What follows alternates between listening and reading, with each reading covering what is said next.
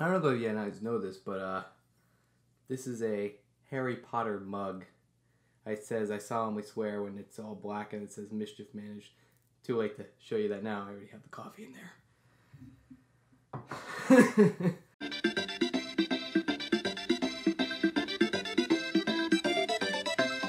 Hey guys, welcome to Vlog Monday. I feel like it's been forever since I really done a on-camera Vlog Monday, but I feel like there's a lot to catch up on. First of all, I want to extend my deepest gratitude. My first graphic novel that I published by myself through CreateSpace has sold a couple copies, which doesn't seem like a big deal for many, but for me, means a lot. For me, that shows that people actually are interested, want to check it out, want to read it. And if you don't know what I'm talking about, last week I published my first graphic novel, and I provided a link below if you haven't caught that news. Personally, I wasn't expecting anybody to check it out. I wasn't expecting anybody to actually buy it, because reading print is an art form. It's a dying art form, unfortunately, in favor of digital media.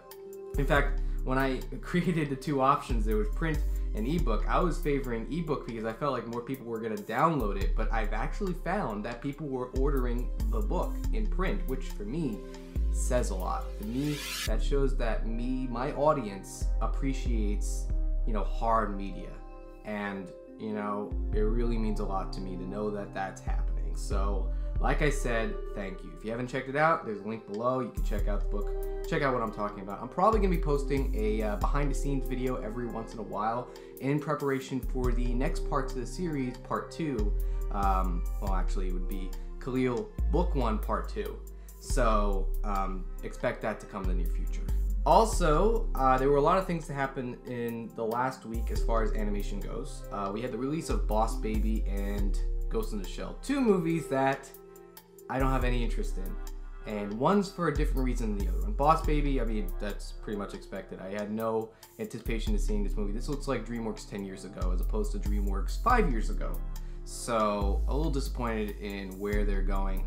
I guess with that Comcast merger, they want to go back to that sweet Shrek money. So they want to go back to those old tropes.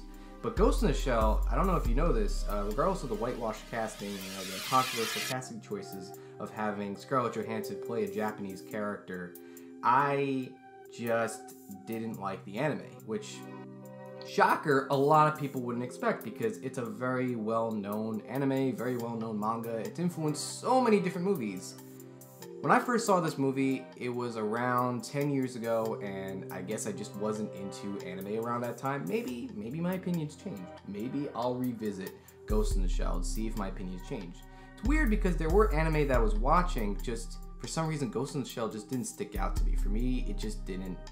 I don't know. It's weird. It really is weird that Ghost in the Shell just didn't appeal to me, because at the same time I was watching Paprika and like Tokyo Godfathers, and I was digging those movies, but to Ghost in the Shell just wasn't for me. I honestly don't know why. Like I said, I'll give it another shot. Trailer for Ferdinand came out. I was probably one of 5 people that was looking forward to that because I was familiar with the original source material and also familiar with the Disney short that led, and correct me if I'm wrong here, the short actually influenced the production of Dumbo. The character of Ferdinand influenced the character of Dumbo. So I was excited to see what Blue Sky, a studio that I appreciate more than, say, the average moviegoer, wanted to see what they could do. And I'll be honest with you, the animation looks like it was 10 years back as opposed to the current Blue Sky animation. Either this movie was on the shelves for years, it kind of shows, I don't know. For me, a little, not disappointed, just a little skeptical as to how this movie's going to turn out. It looks like a standard animated movie, basically. It looks like a Boss Baby, which what I was not expecting. I didn't expect Ferdinand to be like a Boss Baby. That's really all I got to say about it. But the biggest thing I wanted to talk about happened yesterday, April 1st, April Fools. And as you can tell, a lot of companies, a lot of corporations jump onto the April 1st bandwagon, myself included, as you saw with the video I posted of Animat impersonating me, which I used from the Mr. Coat opening. If you haven't seen that, go check out Mr. Coat's YouTube page and you can see what I'm talking about.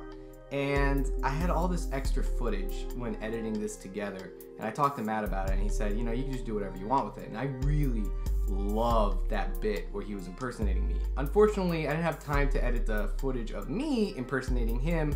Maybe that'll come this week or next week. I'm not really rushing for it. I really didn't think I was gonna do it, but I was like, I don't have the Batman Chronicles video finished, which I'm probably gonna have finished next Saturday. I'm so sorry, guys. But that's just how things turned out this week. I don't know. But at least I'm staying to schedule, so can't cross me there. At least I'm sticking to schedule. The schedule I posted earlier. I'm not the only person to indulge in the April 1st shenanigans. Adult Swim, for many years, has fooled their fans with April 1st shenanigans. One of them being the release of Toonami, which, you know, caught people by surprise. Another one of them was the Rocko's Modern Life gag.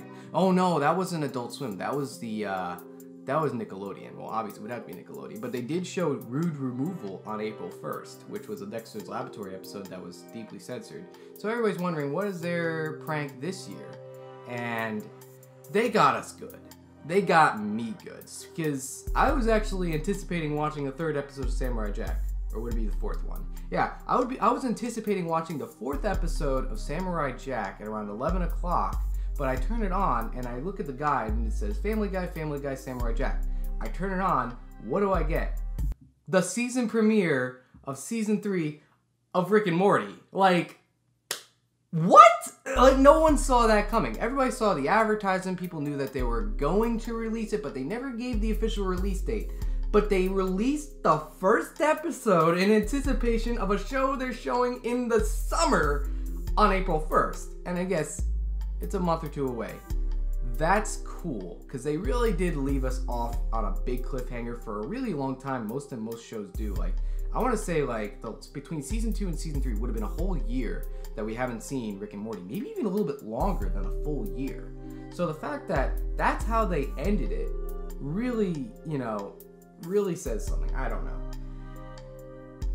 No one expected that, and for me, I was very confused because, trust me, I actually really wanted to see the next episode of Samurai Jack, because where they left off and where they were going, I was really looking forward to seeing where they have, but now I gotta wait next week, which I'm a little disappointed by. I'm really disappointed by it, but at the same time, I'm super stoked that I got to see Rick and Morty because it was a good episode. Like, I mean, it took the show in an interesting direction that is leaving people to know where they're gonna go. The last episode of season 2 of Rick and Morty had it end on a really big cliffhanger, and it left people wondering, where could they go from here? My mind, I'm thinking, like, they have to reset stuff. They have to go back to the status quo of what the show normally does, because that's normally what the, you know, each episode's like. Really wacky adventure, Rick really screwing over Morty, and then having to resolve everything, but Morty still feeling screwed over a little bit. And that's kind of what this episode does. And I say kind of. I'm not going to spoil what it is because they just released it last night. So you're probably going to find videos, you know, analyses and all that stuff. That's not what the point is. The point is that they did it on April 1st. They did it around the time Samurai Jack was supposed to come out. And honestly, I was a little pissed because I really did want to see Samurai Jack. But at the same time, I did see this really good episode of Rick and Morty. Comment below, let me know what you think. Did you feel a little disappointed like I did? Because I certainly felt a little disappointed because I really did not expect that at all. So like I said, comment below, let me know what you think. And I also want to do a quick shout out, if I haven't done it out already, to Jamboree. Jamboree posted a cameo for my last video of Cartoon-Palooza's Killing Joke review. He did the Joker cameo, which really blew my socks away. So I highly recommend that you check out his channel. He's one of those other up-and-coming YouTubers, focuses on animation. I think it'd be really cool if you at least give his channel a check out. Otherwise, I don't know where we can go from here. I mean, we had a really interesting week as far as animation goes. I'm Joey T, and make sure you check out my videos, subscribe to the channel. I'm really bad at this. I'm really bad at promoting. I gotta get better at that. Regardless of that, subscribe to my channel if you haven't subscribed already. Make sure you click the little bell icon so that you know you're actually getting updates from me. Like the video, comment below, and let me know what you think. Counter, how many times have I said comment below and let me know what you think? Test me on that. Take care, guys.